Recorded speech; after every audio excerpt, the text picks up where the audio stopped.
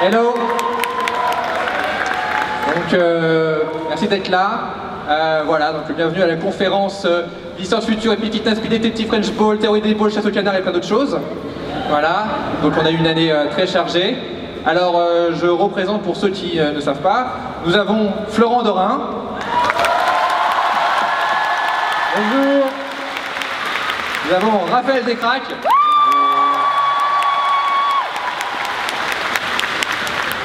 Et Lenny Cherino.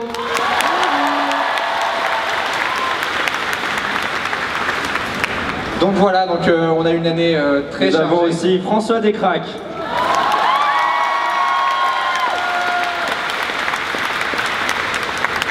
Donc voilà, donc on a une année vraiment très chargée, on a fait beaucoup de choses comme vous avez pu voir dans l'image, notamment donc on a eu la sortie, enfin la diffusion en numérique en continu du Licence Future La Meute.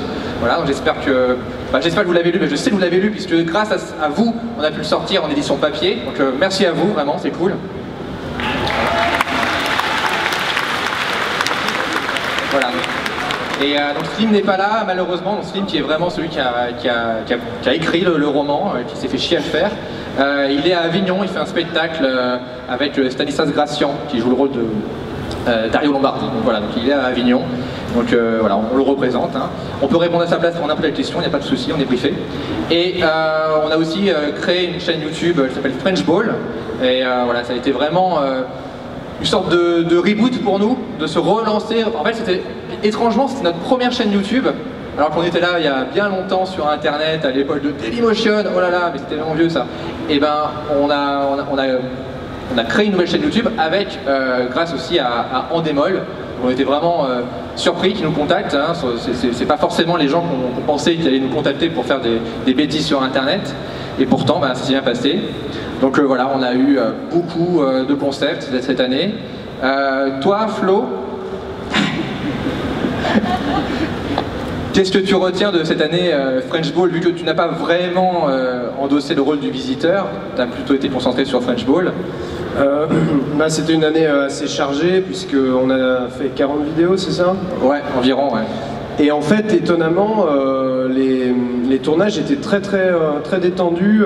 Je crois qu'on prenait quand même beaucoup de temps pour se marrer et se faire plaisir. Donc c'était à la fois assez tendu en termes de rythme sur comment organiser les tournages, faire les tournages, faire les rendus, etc. Et la diffusion, il y a eu pas mal de stress, enfin c'est ce que j'ai constaté. Mais en même temps, sur les tournages, au sein même des tournages, à chaque fois, j'ai l'impression que plus l'année avançait et plus c'était un peu le bordel, et voilà, et on s'amusait beaucoup, donc c'est cool. Non, c'était une très bonne année French Ball, première saison, ouais, très cool. Et toi, Raph, tu as écrit plusieurs concepts, des nouveaux concepts que tu as pu expérimenter. Est-ce que tu peux nous en parler? Oui, sur cette année, j'étais super content qu'on ait créé cette grande cour de récré où on avait carte blanche, on pouvait faire ce qu'on voulait. Et du coup, je voulais en profiter pour créer des concepts un peu purement web, qui n'auraient pas d'intérêt d'exister ailleurs et qui n'existeraient que sur ce médium. Et du coup, de tester des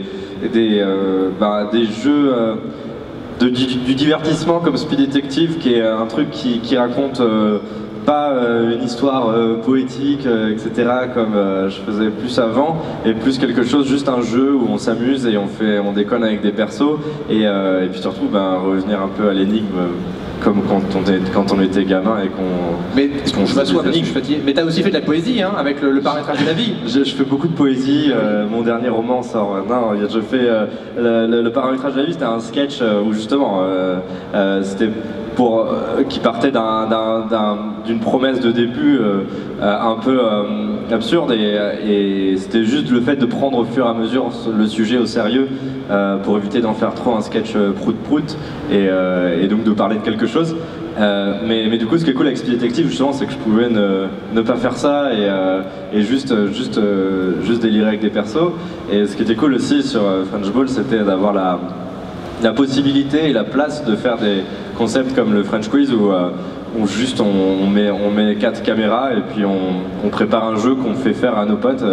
Ça c'est vraiment cool, ça demande pas mal de préparation en amont. J'en ai fait un, Florent il en a fait un, donc il connaît les bails en termes de trouver des questions cool et ne pas en parler à ses potes pendant une semaine pour pas qu'ils trichent quoi. Et à la fois d'avoir cette liberté de créer un truc qui nous rappelle le Burger Quiz, parce qu'on a beaucoup aimé le Burger Quiz quand on était jeune, et qu'on peut ramener ça un peu sur internet. On a cette liberté là, et d'avoir pris le truc, je trouvais ça cool. Et quand Démol nous laisse le faire, je trouve ça encore plus cool. C'est vrai que c'était assez aberrant de se dire qu'on était entre nous, entre potes, et pourtant, des fois il y avait des gens dans Démol et on se disait ah mais attends, mais en fait on est produit par Démol, mais on l'oubliait en fait des fois. En fait on travaille. Et du coup des fois c'est bizarre. Et toi Lénie, donc tu as pu participer notamment à la théorie des balls. Oui. C'était notre tournage de l'été dernier. C'est ça. T'as des bons souvenirs? J'ai que des bons souvenirs. Ce qui était génial dans ce tournage, c'est que j'ai innové avec un rap, avec une choré qu'on a créée avec Raph, Slim, Flo, et c'était super chouette. Et c'est comme disait Raph, c'était vraiment la cour de récré. Alors oui, c'était du travail, mais chaque jour c'était surtout du fun. Et moi, mais par rapport à ta choré là, dont tu parlais, est-ce que tu étais contente d'être, d'habitude dans les clips de rap, on va dire, tu as toujours le mec devant et tu as les biatchs derrière qui dansent. Tu étais contente que cette fois-ci c'était Slim et Raph, tes biatchs? C'était Slim et Raph, mes biatchs. C'était Chris. Ça, c'était Chris, Slim absolument, et Laurent étaient avec voilà, Karim. c'est ça. Ben oui, mais c'est normal en fait, donc pas plus surpris que ça. On est très fiers d'être ces biatchs. Oui, j'étais fière, je les ai récompensés, ils ont eu des sucres.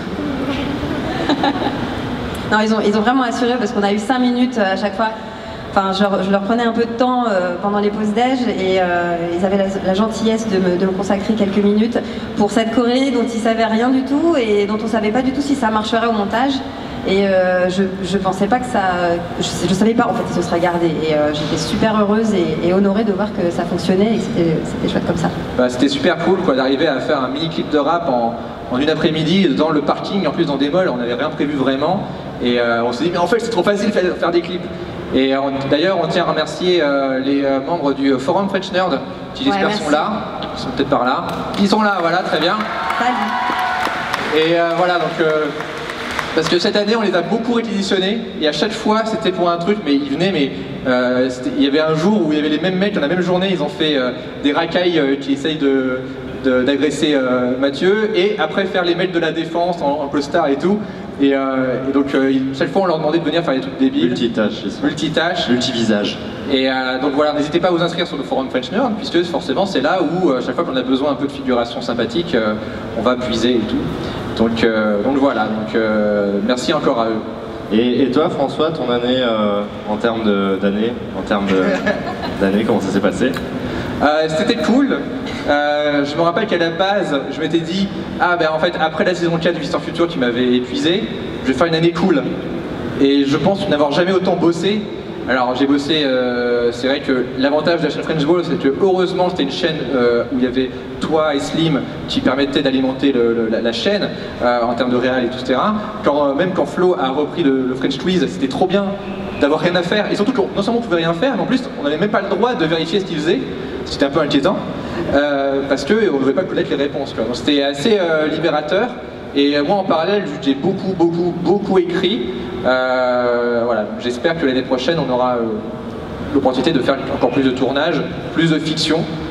Voilà, c'est un peu ça notre ambition saison 2 French Ball, c'est de faire plus de web-séries, un peu comme Raph a fait avec Speed Detective ou la théorie des balls, mais pas forcément ces concepts-là, voilà, peut-être des nouveaux trucs, donc on profite un peu de la confiance qu'a en Démol là-dessus, et c'est aussi grâce, parce que quand on a lancé French Ball cette année, très clairement la théorie des balls c'était pas forcément le truc que en Démol attendait le plus, quoi. On a fait les autres programmes pour faire la théorie des balls. Et au final, la théorie des balls a super bien marché. Et c'était très important pour nous de montrer que sur Internet, il y avait des gens qui pouvaient regarder de la fiction de plus de 3 minutes et feuilletonnante. Et ça, c'est...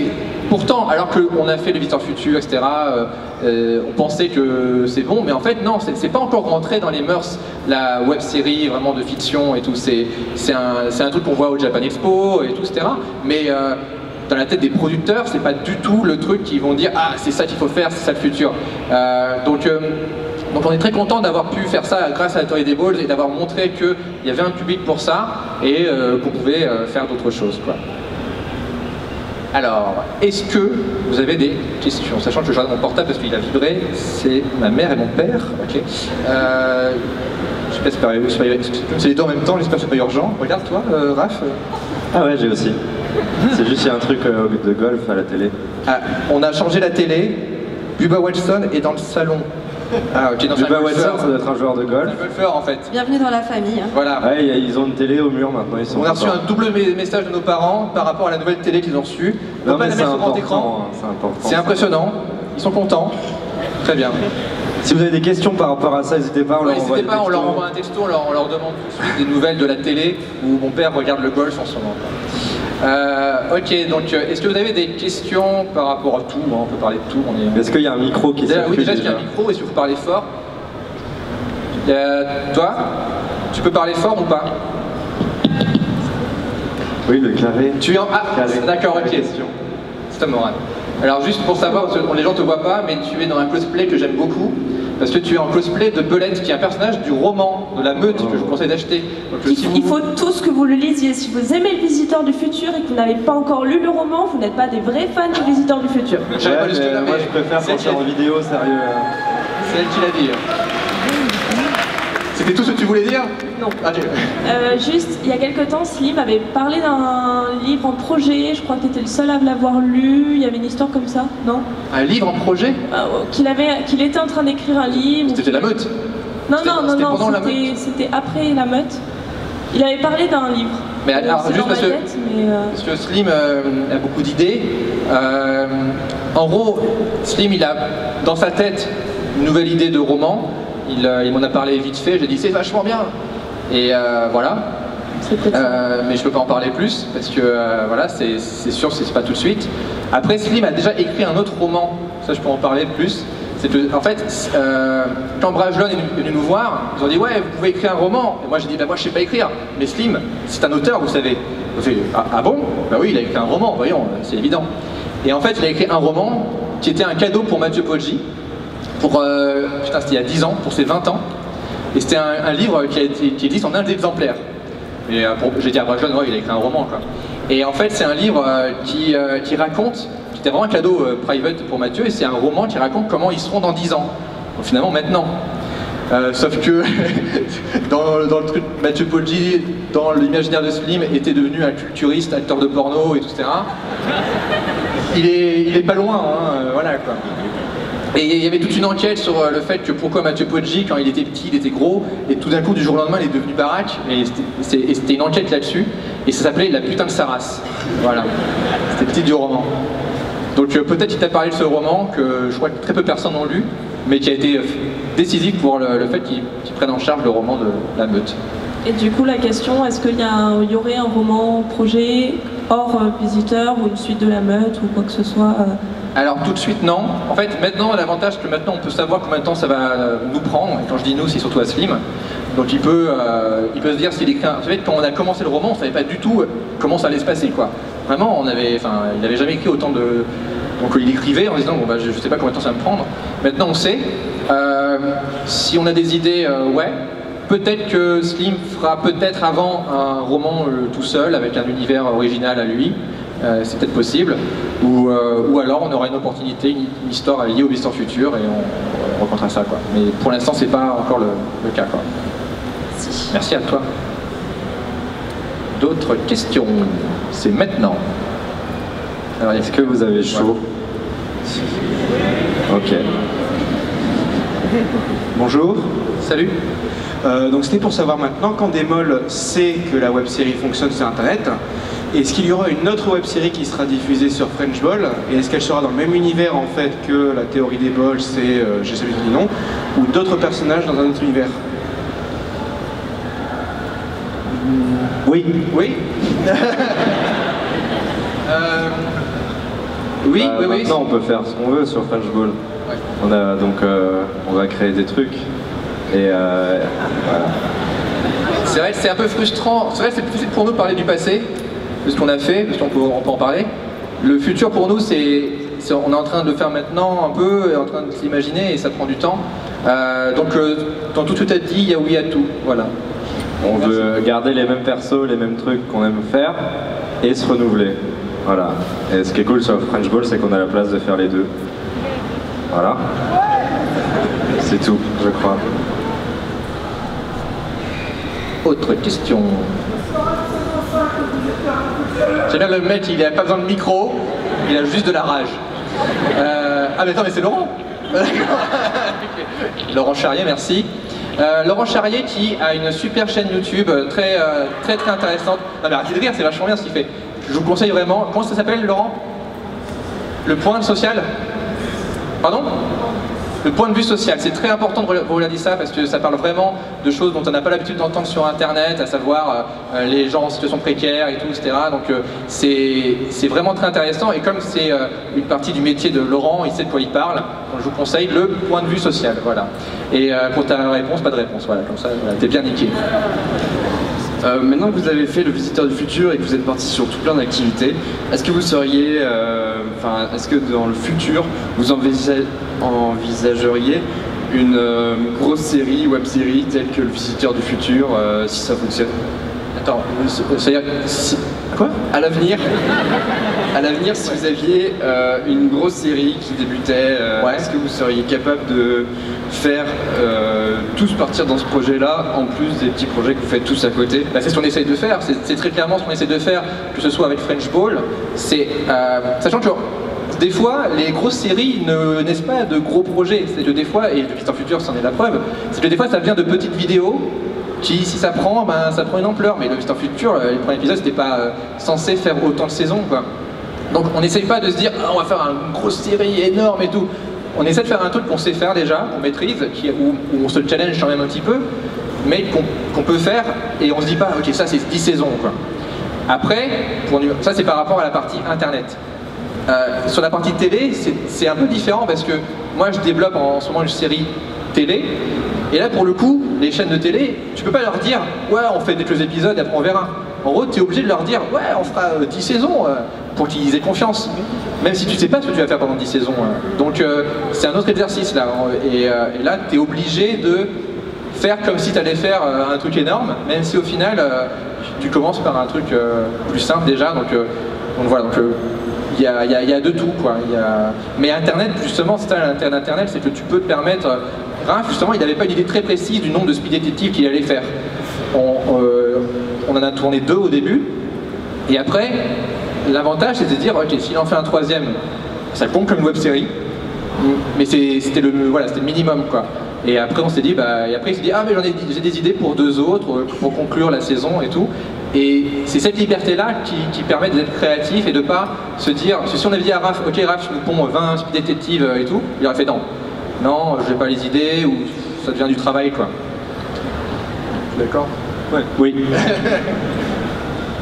C'est l'avantage d'Internet, c'est en effet en télé, les gens, la télé vu que c'est du flux, ils doivent commander des gros cartons, des gros bouts, ils doivent s'assurer que ça va rentrer dans leur case, c'est des cases à remplir.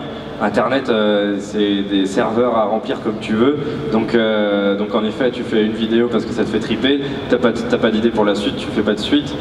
Par contre si t'as une idée de 10 épisodes, tu fais tes 10 épisodes, enfin on est super libre et du coup c'est ça qu'on essaye de garder comme chance sur Internet, c'est de se laisser la liberté du format, en fait, du nombre de vidéos, et c'est vraiment une plus-value, quoi. Et je rebondis là-dessus, c'est ça, c'est la liberté du format. C'est un truc que je redis souvent en convention, enfin en conférence, c'est que maintenant qu'Internet commence à exister depuis plus de 10 ans, on va dire en termes de vidéos d'Internet, je veux dire, Internet ça existe depuis longtemps, mais les vidéos d'Internet commencent vraiment à être très populaires et il y a des tendances qui émergent. Ce qui est intéressant et qui peut être problématique, c'est que justement, à cause de ces tendances-là, les gens se disent « Ah bah Internet, les vidéos, c'est ça ». Pourquoi? Parce que d'autres ont fait ça, donc je vais faire ça. Et justement, l'intérêt d'Internet, c'est de faire ce que un truc qu'on n'a pas forcément vu, qui te ressemble à toi, qui mélange peut-être des références, il ne faut pas que ce soit n'importe quoi, mais il ne faut pas se dire il faut faire ce qui a déjà été fait, parce que sinon on reproduit nous-mêmes le schéma de la télé, en fait. Faut pas ramener la télé à Internet, faut qu'Internet reste Internet, enfin que ça soit différent, sinon c'est pas, y a pas d'intérêt, parce que la télé se ramène de plus en plus sur Internet, et des gens d'Internet font de la télé sur Internet sans faire exprès, parce que c'est des modèles. Et en effet, il faut garder cette liberté que Internet, c'est encore, on peut tout créer, quoi. Il n'y a pas encore de définition vraiment, quoi. Quand je parle en termes de vidéo, de création de vidéo, quoi. Et pas en termes d'image.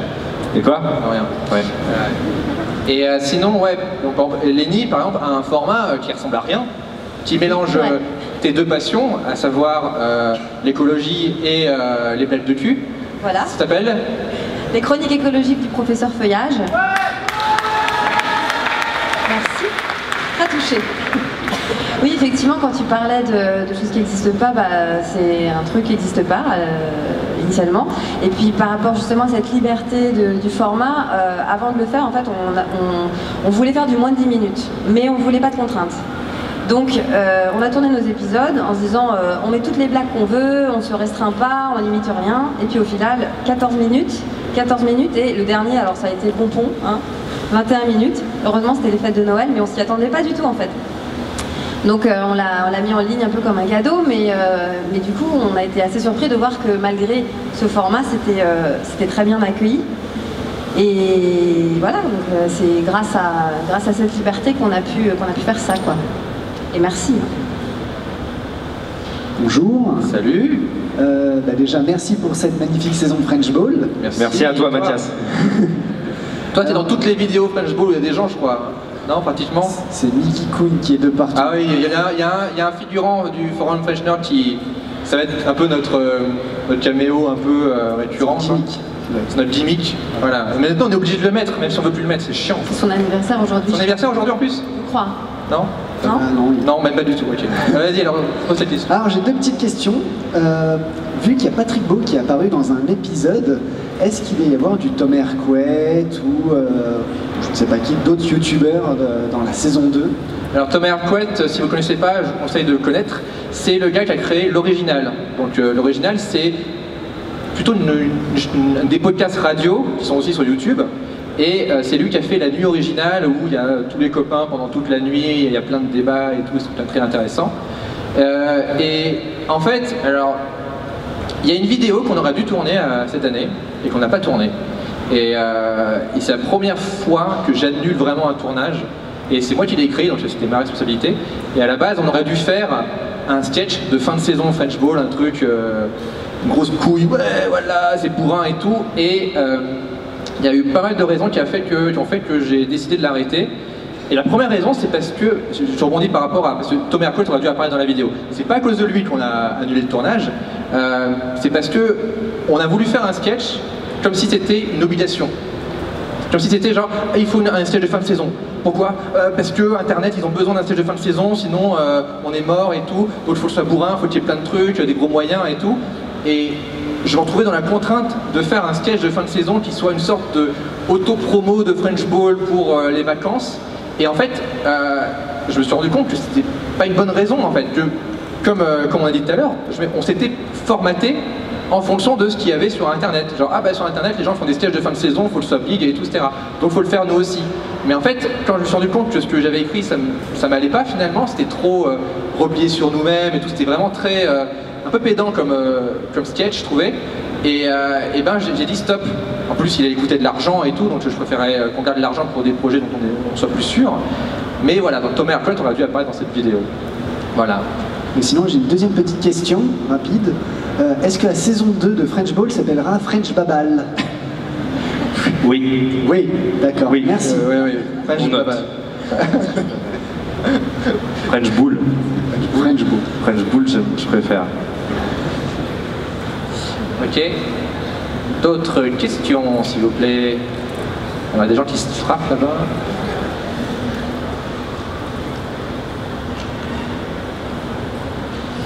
Bonjour, Edgar Lebras. Question, déjà ça se passe comment pour le golf? Et puis, je regardais au cas où si on envoyait des textos. Et puis la vraie question c'est justement en parlant de ça, est-ce que vous avez le temps d'avoir une vie en dehors de French Ball, tout ça? Ah, c'est une bonne question ça. Je pense que je suis la personne la moins apte à répondre à ça. Donc Florent, quelle est ta vie en dehors de French Ball? Sachant que tu joues au golf en plus. Oui, alors il y a le golf, Donc du coup, je squatterai chez tes parents plus souvent, maintenant. Mais la télé de mes parents ne diffuse pas que du golf. Non mais il y en a beaucoup quand même. C'est vrai. Il y en a beaucoup. Moi, ma vie, là, en ce moment, hors de French Ball, c'est la musique. J'ai sorti ici en avant-première, en juillet dernier, mon EP qui s'appelait Finally. Voilà, et en fait, entre celui-là, Finally, et le précédent, il y avait eu 4 ans d'écart. Et Finally, en fait, c'est très bien passé, j'ai eu des bons retours et ça faisait plaisir aux gens, donc je me suis dit que, et ça me faisait plaisir à moi, et je me suis dit qu'il fallait pas que je remette 4 ans à ressortir un truc. Donc comme j'étais dans une bonne dynamique et que j'avais rencontré des gens très chouettes, et ben je me suis dit qu'il fallait que, voilà, que je continue rapidement. Et donc du coup je suis en train de travailler sur un nouveau EP toujours, hein, de 7 chansons qui sortira à l'automne prochain, je pense. Voilà, et puis ça c'est ce que je fais en un temps complet là en ce moment, notamment avec Martin Balmont qui est le compositeur de La Théorie des Balls et puis qui a travaillé avec Slim déjà depuis un moment pour Brainsonic à l'époque. Mais enfin en tout cas vous avez, d'ailleurs il y a quelques jours là vous avez pu voir, je sais pas, la vidéo la version Bullshit, la version longue de Bullshit, voilà, sur French Ball. Et donc je travaille avec Martin qui est ce qu'on peut appeler mon producteur. Donc pas mon producteur au sens où il dit je crois vachement en toi, je vais te filer de l'argent pour que tu fasses ton disque. Plutôt dans genre je vais t'aider à trouver ton son, à te l'enregistrer, à arranger des parties, à composer avec moi, etc. Donc c'est une vraie collaboration qu'on est en train d'avoir avec Martin et je suis très fier pour l'instant de comment ça avance. Ce sera peut-être un peu surprenant pour les gens qui connaissent ma musique. Surtout que c'est du R&B rap, donc voilà. Voilà. Chelou, quoi.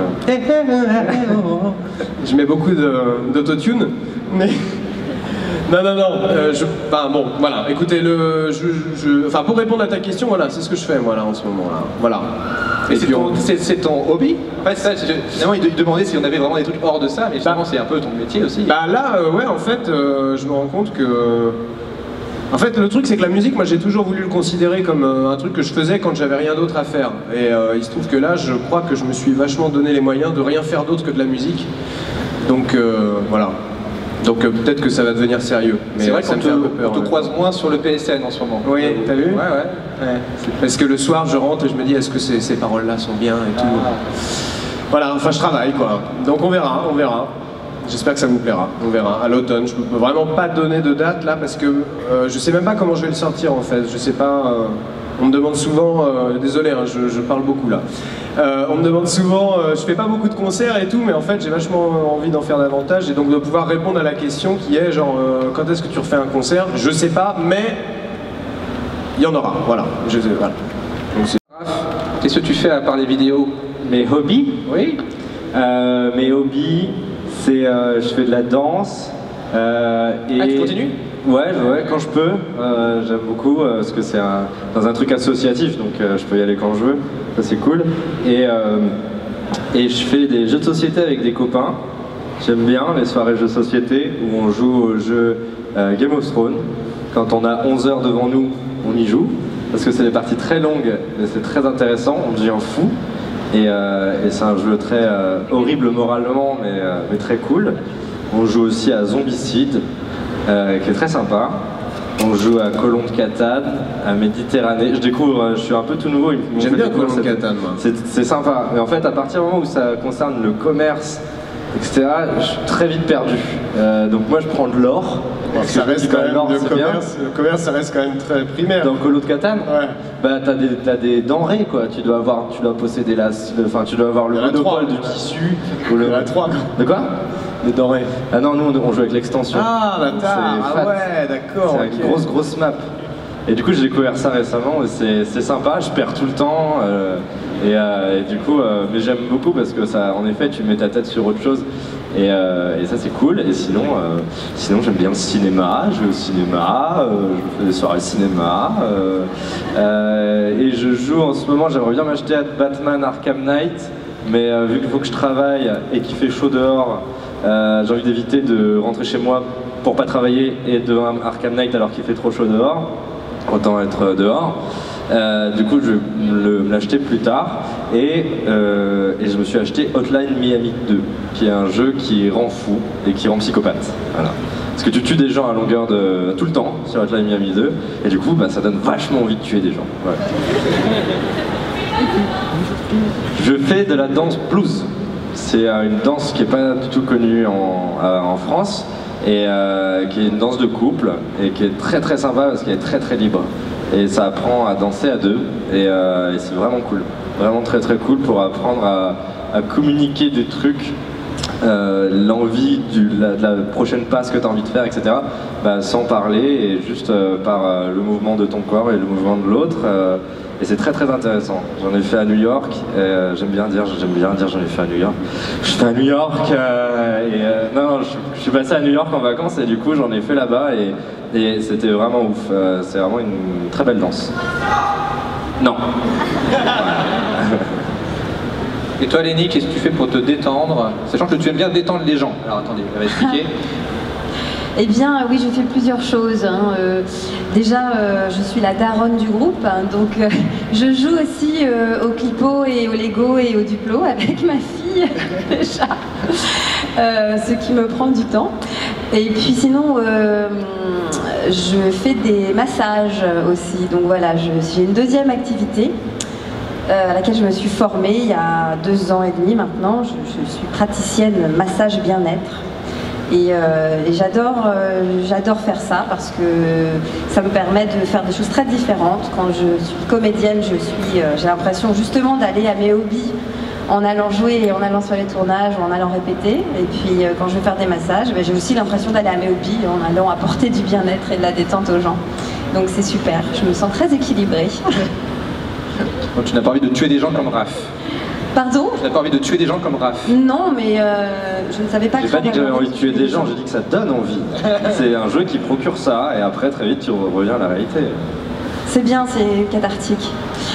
Puis sinon, à part ça, du coup, justement, dans les hobbies, j'ai répété dernièrement une pièce mise en scène par Stanislas Gracian, Résistante, qu'on va avoir la chance de jouer une date cet été, en juillet, à Avignon. Le 20 juillet à 15h25, si vous êtes là, au Petit Louvre. Et puis on prépare aussi avec l'équipe du Professeur Feuillage la réalisation des 3 prochaines vidéos parce que grâce à vos contributions, grâce au soutien qu'on a eu de tout le monde, on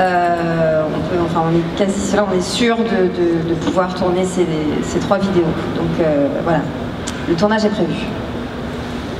Et toi François, tu fais quoi comme hobby? J'ai pas beaucoup de hobbies. J'ai dû m'imposer un nouveau hobby payant, mais c'était plus médical qu'autre chose. Puisque voilà, je fais, alors c'est un truc étrange, je sais pas, du sport. Voilà, j'étais obligé d'en faire parce que j'ai eu des problèmes de dos, etc. C'est pas mal, c'est pas mal. À part ça, je me suis acheté Witcher 3 et je l'ai installé. Et il y a Mathieu Sommet qui me fait « Ah mais attends, mais t'as lu les romans Witcher ?» Je dis « Les romans Witcher, c'est souvent de la merde et tout. » Il fait « Non, non, c'est vachement bien. » Je fais « Ok. » Et en fait, ça m'a piégé parce que les romans sont vachement bien. Ils ont été écrits avant le jeu, et ils se passent avant le jeu. Donc en fait, je me suis dit « Merde, mais en fait, il faut que je lise les romans avant de jouer, sinon je vais me faire spoiler. » Donc en fait, chaque fois que j'ai envie de jouer à la console, je fais « Merde, il faut que je lise. » Donc en fait, c'est la première fois qu'un jeu vidéo m'oblige à lire un roman. Et il y en a 10, enfin il y en a 7 je crois. Donc là, chaque fois que je me dis je vais jouer à Witcher, je lis le roman et j'espère les terminer pour pouvoir putain enfin jouer à Witcher et après perdre mon temps là-dedans quoi. Il est bien Witcher? Ok. Voilà mes hobbies, vraiment. D'autres questions? Bonjour, je suis là. Je ne te vois pas. Là. Tu les vois? Non, de l'autre côté, là. À droite? Oui. Là, ah ça y est, tu arrives. Ok, mais tu es en Naruto? Oui. D'accord, ok. Alors merci pour toutes vos vidéos, elles sont vraiment super. Cool. Du coup, je voudrais savoir, vu que vous avez une nouvelle télé, il y a moyen, on se fait un film là et tout après? On va chez mes parents? Ouais. Ok, c'est parti. On va regarder le jeu, enfin faut regarder que le golf là-bas. Par contre, ouais, c'est du golf. Hein. Ou des films de golf. Ouais. Genre Tin Cup et Terminator. Caddyshack. Caddyshack, ouais. Si vous avez des films de golf, allez voir. The greatest game ever played. The greatest game ever played. Bagger Vance. Avec Shia La LaBeouf. légende de Bagger Vance. La légende de Bagger Vance avec Will Smith. Ouais, on connaît beaucoup de jeux. On a quelques-uns, on a 2-3 jours de films là, sympa. Mais ouais, on peut vous êtes tous invités chez nos parents. Et tout le monde y va. Allez, c'est parti. Donc ma question c'était si vous pouviez être un super-héros, lequel vous seriez et pourquoi? Spider-Man. Cash. Et pourquoi Spider-Man? Parce qu'il est génial. C'est le seul super-héros qui a notre... Enfin, en fait, on est beaucoup à s'identifier à Spider-Man et c'est un des seuls qui a les mêmes problématiques qu'un ado / jeune adulte parce qu'il galère dans la vie en fait. Il est nul à chier, Peter Parker. Il vit un peu de la merde et du coup c'est générationnellement. Et je vous conseille de mater un TED Talk d'un mec que je sais pas du tout son nom. Mais vous mettez Spider-Man TED et c'est un mec qui a recréé un Spider-Man c'est un artiste qui l'a fait en résine, il est méga stylé. Et pendant tout le making-of de comment il a fait et pourquoi il a fait ce Spider-Man en résine, il lui a pris genre je pense 10 mois à le faire, il parle de pourquoi il a toujours voulu être Spider-Man et on comprend pourquoi on a toujours voulu être Spider-Man parce que Spider-Man nous représente tous. Voilà. C'est le seul super-héros qui ressemble au lecteur en fait, vraiment. Ouais. C'est-à-dire que le lecteur n'est pas millionnaire comme Bruce Wayne. Non, voilà, il sait qu'il a toujours son appart, sa chambre de bonne à côté, alors qu'il sauve des gens dans des buildings, quoi. Donc, Spider-Man, sans hésiter. Alors c'est une très bonne question. C'est vraiment pas évident de répondre à cette question. Moi quand j'étais jeune, j'étais absolument fan de Cyclope, les X-Men. J'étais fan aussi de Archangel, je crois. C'était genre le mec avec les ailes dans le dos. On le voit un peu dans le 2 ou le 3 vite fait là, mais... Hein, il va revenir le prochain. Angel, ouais. Mais il a eu plusieurs versions, donc je sais plus... Spontanément, j'allais dire Batman, ce qui est quand même une grosse connerie, parce que le mec est orphelin, il est complètement dépressif. Il se tape des super meufs et il a une Lamborghini. C'est quand même un bon argument. Mais sinon, je crois qu'il est pas trop serein. Et Wolverine est quand même hyper stylé. Mais s'il fallait en choisir un, je pense que ce serait plutôt genre, je sais pas, genre Sangoku, je pense qu'il défonce tout le monde en fait. Et puis Sangoku, il est trop cool. Non, mais je crois que dans l'absolu, mon super-héros vraiment préféré du monde entier, c'est Bob l'éponge. Voilà. Oui, Bob l'éponge, pour moi, c'est un super-héros. Parce qu'il a un pouvoir, c'est de faire en sorte que la vie, elle soit magnifique en permanence, et ça je pense que c'est vraiment un pouvoir de super-héros. Tu nous feras une... Prendre la drogue, oui, c'est exactement ce que tu nous feras une cover du générique. Dans un CD, tu mets une... Ouais, c'est une version Bob Dylan. Ouais, c'est clair. Voilà. T'as François. T'as Lenny? Classique, basique, Superman. Voler, voir à travers les murs. Voler, quoi. D'accord. Bah, c'est con parce que le mec Sinon, est myope, Denver, quoi. hein? C'est un super-héros, le mec il est myope, quoi. Tu vois, il a des lunettes, c'est con, quoi. Bah, c'est pas le Myope, super-héros pas qui est myope. C'est pas le super-héros qui est myope. Ah si. Mais tu peux être Supergirl si tu veux, hein. Et Supergirl c'est pareil, hein. Super myope. Il est journaliste, c'est un pigiste dans un truc. Les JRI. Ouais. La BFM Business. Il est humble.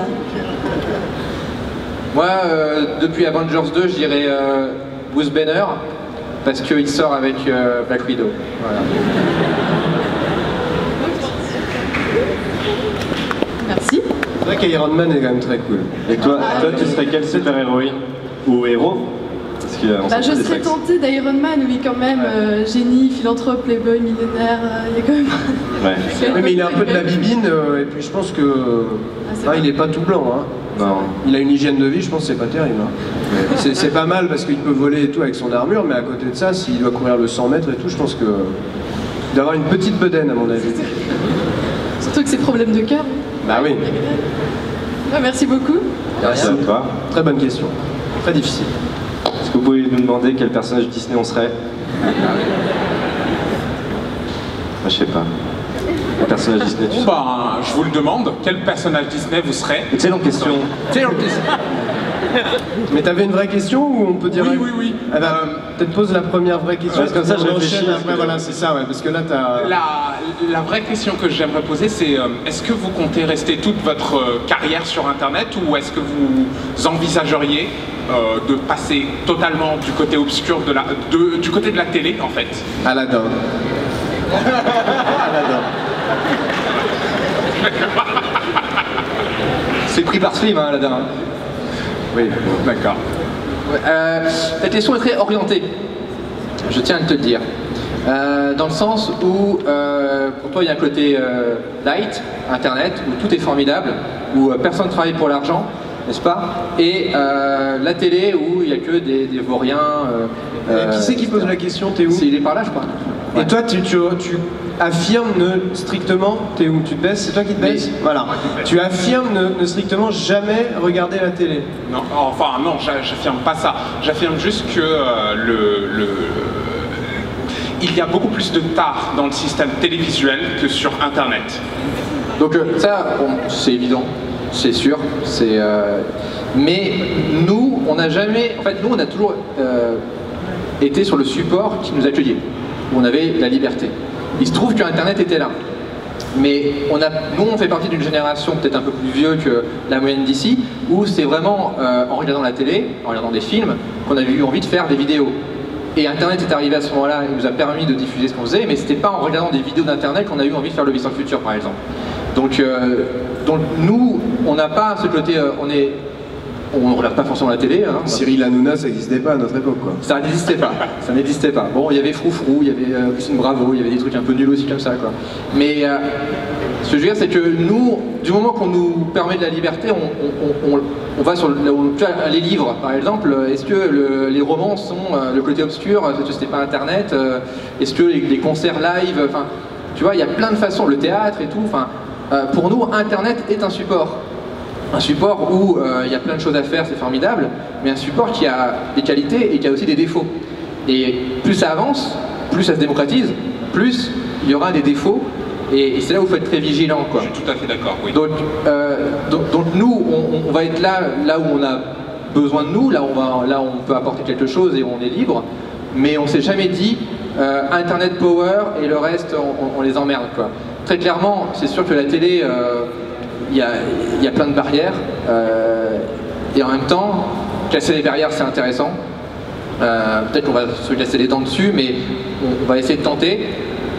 Tout ce que je peux te dire, c'est que moi personnellement, je mise sur tous les tableaux, quoi. Moi, je suis un vaurien, tu vois.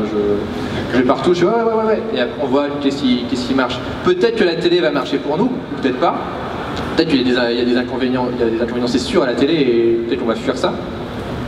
Mais on va pas sacraliser Internet parce que plus on regarde Internet, plus il y a des merdes. Et des merdes pour des mauvaises raisons et qui reproduisent les schémas de la télé. Donc faut pas non plus se dire ok c'est bon on a Internet, c'est acté quoi. Okay. Et du coup, c'est perso Disney? Alors, Flynn Rider dans Réponse. Il est plutôt stylé. J'ai mis toute la question là à réfléchir. Et je pense que ce serait ça. Voilà, je trouve ça important, je trouve. En fait, il a une belle évolution, il commence connard, il finit canard, allez. Et donc je le trouve plutôt stylé. Voilà, ce sera lui. Moi je dirais, alors j'hésite entre deux persos, mais il y en a un c'est un connard, l'autre c'est un con, mais ils sont tous les deux trop drôles, c'est Kronk de Cusco. Il est très bon. Je sais pas si je devrais être lui, mais je l'adore. J'aimerais bien que ce soit mon pote. J'aimerais avoir Kronk tout le temps avec moi, et voilà. C'est issu de Cusco l'Empereur Yellow, qui est un dessin animé de Disney qui est génial, que peu de gens ont vu, qui a failli faire couler la boîte tellement de personnes allaient le voir, et qui est juste, c'est un dessin animé Disney mais sous acide.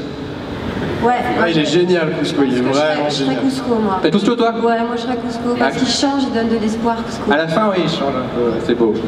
Ouais. Enfin, ceci dit, c'est vrai que c'est rare les personnages... Pardon, excuse-moi, je t'ai interrompu.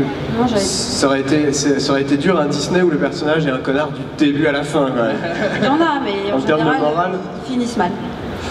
Alors, moi, je crois que j'allais dire Aladdin, parce qu'il se fait Jasmine quand même, et bon, voilà. Pour ceux qui ont vu les grands débats il y a plusieurs années, je pense que c'est acté, c'est bon, c'est clair. Même si j'aime bien la petite sirène quand même. Mais bon, non, en fait, moi je crois que c'est Sébastien. Et pourquoi? Alors Sébastien, c'est le crabe dans la petite sirène. Alors parce qu'il a été doublé par Henri Salvador, mais aussi et surtout parce que pour moi, il a vraiment les deux meilleures chansons de toute l'histoire de Disney, qui est Sous l'océan et Embrasse-la. Voilà. Pour moi, c'est vraiment les deux meilleures chansons de Disney. Mais donc Bob l'éponge et un crabe. Ouais, très sous-marin ton thème. Ouais. Et je vais remonter la calypso et tout, et puis on va... voilà. Voilà. Merci pour ta question, mec. Alors, je crois que c'est bientôt la fin. Je crois qu'on a... Donc là, maintenant, comme ça va être les dernières questions, ça va être des questions mais formidables, les meilleures questions qu'on n'aura jamais entendues, etc. Donc je sais que ces gens-là, par exemple, ils ont des questions incroyables. Si j'étais un personnage féminin, je pense que je serais Buffy. Moi, je choisis Buffy. Moi, je serais Scully. Un personnage d'un autre sexe. Scully, Buffy. 5 minutes. Non, mais un personnage masculin. De n'importe où. Super. Tu serais Spike. Clark Kent. Clark Kent. Moi, je pense que ce serait Xena. Tout ça pour coucher avec notre fille. Pour pouvoir me plotter tout le temps.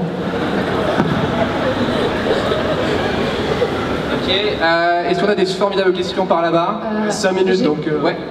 Je sais pas où tu es, mais je t'entends. Ici. Là. Là. Bon. J'ai le micro ici, si vous voulez. Devant. Ouais, mais tu as la question ou pas? Oui, en face. Là. D'accord. En face. Voilà. Ouais. Bon, là, pas sérieuse pour après. Du coup, si vous étiez un personnage de Game of Thrones. Allez. Et, non, mais attendez, moi je me suis arrêté à la saison 2, là. donc... Oh là là. Un personnage vivant. Jusqu'à la saison 2, alors. Et une question plus sérieuse, quand vous parliez des, au niveau des formats, que vous vouliez pas être trop encadré, etc., vous avez pris le parti avec French Nerd d'avoir une vidéo tous les jeudis. Du coup, est-ce que le jeudi, quand ça arrive, est-ce que vous vous battez pour sortir votre vidéo? Est-ce que ça arrive que vous soyez à court de vidéos? Ou comment ça se passe tous les jeudis quand ça va sortir? Alors déjà, il faut savoir un truc, c'est que là, on est à la fin de l'année réellement. On n'a pas encore annoncé parce qu'il reste encore une vidéo qui est un making-of de la Tao des Balls, une grosse vidéo qui va être bien cool. Mais globalement, c'est la fin de l'année, donc en gros, pendant les vacances et même, on ne sait pas quand on rentrera, il y aura plus de vidéos. Il y aura peut-être des anciennes vidéos qui vont repasser sur la chaîne, mais bon, voilà, donc là, on va être tranquille. Mais sinon, ouais, c'est une organisation, c'est-à-dire qu'on s'y prend 4 mois à l'avance, on définit le planning pendant au moins les 4 prochains mois, et donc les plannings définissent après les tournages, qui définissent après les plannings d'écriture, et c'est comme ça qu'on alimente le truc. Oui, et tu peux dire que pour chaque vidéo qui sort, il y a combien de dates qui sont prises entre la réunion de pré-prod, le tournage, le rendu, etc. Tu vois. Combien de dates? Oui, voilà, tu vois ce que je veux dire, que quand pour un sketch, combien de dates on fixe 4 mois à l'avance, tu vois, en gros, j'exagère, c'est pas forcément 4 mois, mais ce que je veux dire, c'est que tu as des rendez-vous très précis pour chaque... En gros, voilà, on cale une diffusion, par exemple, dans 3 mois.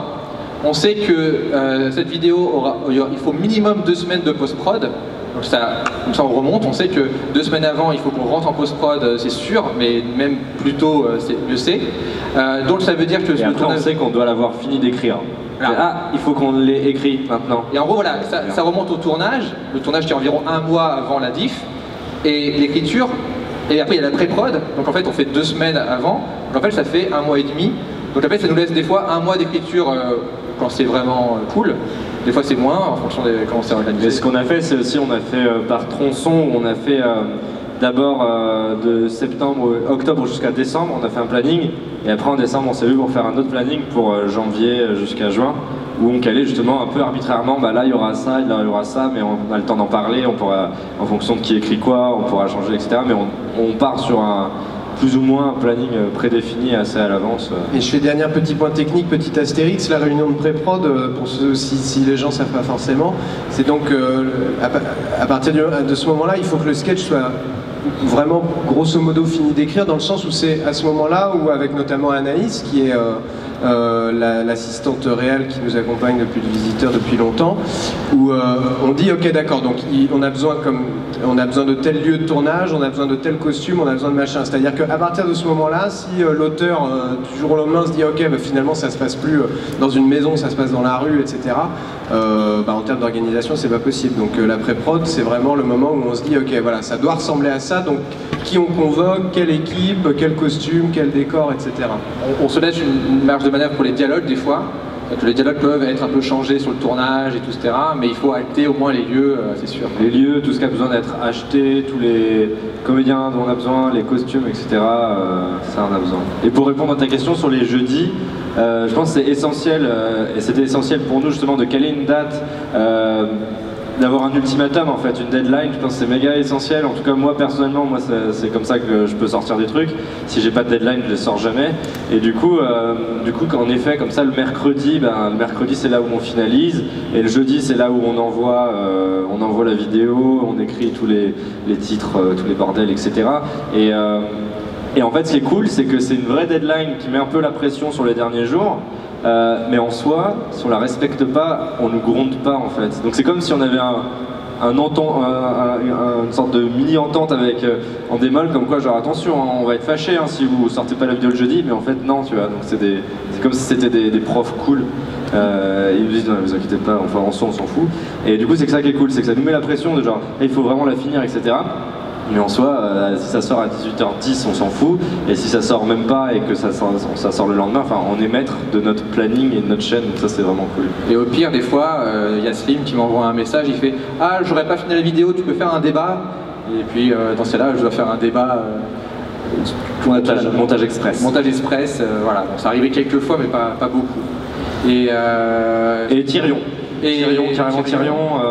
Littlefinger est carrément badass. Même pour les mêmes raisons que Xenia, ce serait Khaleesi quoi. En fait, il y en a un, non, mon préféré, pas forcément physiquement, mais le meilleur personnage de tous, et c'est pas un spoil, c'est Varys. C'est lui le meilleur. Voilà. Je sais pas où il en est après dans la saison 3, 4, 5. Cet homme est à la saison 2. Mais ouais. Donc respect, hein. On le respecte un peu. On respecte aussi les uns et les autres qui sont dedans et qui sont pas bien là, qui se disent ah là là ils vont sortir des trucs. Clairement le mec qui ressemble un peu à Charlton Heston qui protège la Khaleesi justement. La résistance ennemie. Ah lui il est Lord Friendzone. Lord Friendzone. Mormon. D'accord, ok. Quoi je l'ai pas vu, je sais pas ce que ça veut dire. T'as vu, ça veut dire qu'il est complètement friendzoné par Khaleesi. Ah, friendzone. Friendzone. Bah oui, c'est lui Lord Friendzone. Ah, friendzone. C'est son ami. C'est son ami. Ouais, il est en chien quoi. Oui, voilà, lui, il la coiffe la nuit, tu vois. Oh, heureusement que t'es là. Tu vois. Genre, c'est bon, Cal il est pas là et tout. Je vais être coiffé. Cal Drogo. Non, mais ça j'ai vu, ça j'ai vu. Tout le monde a vu ou pas? Je peux spoiler? Et toi, tu serais qui? C'est trop dur de répondre à cette question. C'est trop dur? Pas vraiment. Jusqu'à la saison 2. Ouais. Arya. Oui. Carrément. Voilà. Team Arya. Fan club d'Arya. Ça va être la fin, je pense. Qu'est-ce qu'on a? On a des dédicaces au stand de Brajlon, qui est juste à côté normalement. Je sais pas, je dirais par là, mais je sais pas où.